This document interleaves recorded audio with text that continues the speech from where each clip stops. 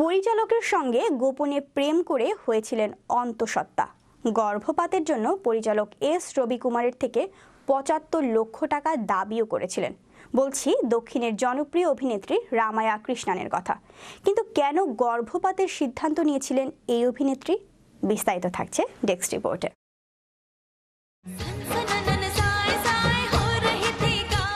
নায়িকার সঙ্গে পরিচালক বা প্রযোজকের প্রেম নতুন কিছু নয় এবং তা নিয়ে ঘর ভাঙারও অনেক উদাহরণ রয়েছে। গ্ল্যামার জগতের জীবনে এমন ঘটনা অহরহ সামনে আসে, তবে জনপ্রিয় অভিনেত্রীদের ক্ষেত্রে এসব ঘটনা একটু বেশি শিরোনামে আসে, যেমনটা ঘটেছিল দক্ষিণের জনপ্রিয় অভিনেত্রী রামায়া কৃষ্ণানের সঙ্গে। একটা সময় দক্ষিণের নির্মাতা কে.এস. রবিকুমারের সঙ্গে প্রেমের সম্পর্ক ও অন্তঃসত্ত্বা হওয়ার ঘটনায় বেশ আলোচনায় উঠে এসেছিলেন রামায়ার নাম। রামায়া কৃষ্ণান দক্ষিণের জনপ্রিয় একজন অভিনেত্রী। দক্ষিণের এই অভিনেত্রী ৪ দশকের বেশি সময় ধরে কাজ করছেন। নিজের কেরিয়ারে প্রায় ২৬০টি সিনেমা করে ফেলেছেন এই অভিনেত্রী। এমনকি বলিউডেও পা রেখেছেন রামায়া কৃষ্ণান যশ চোপড়ার পরম্পরা চলচ্চিত্রে কাজ করে।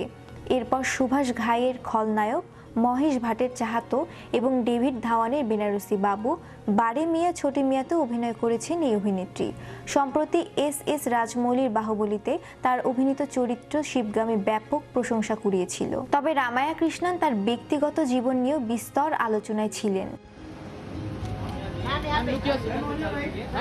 দক্ষিণী পরিচালক কে.এস. রবিকুমারের সঙ্গে তার সম্পর্ক গোপন নয়, সকলেই জানতেন তাদের প্রেমের কথা। কে.এস. এর অনেক সিনেমাতেই কাজ করেছেন রামায়া, আর সেই পরিচয় একসময় প্রেমে পরিণত হয়। বিয়ের আগেই তিনি গর্ভবতী হয়ে পড়েন।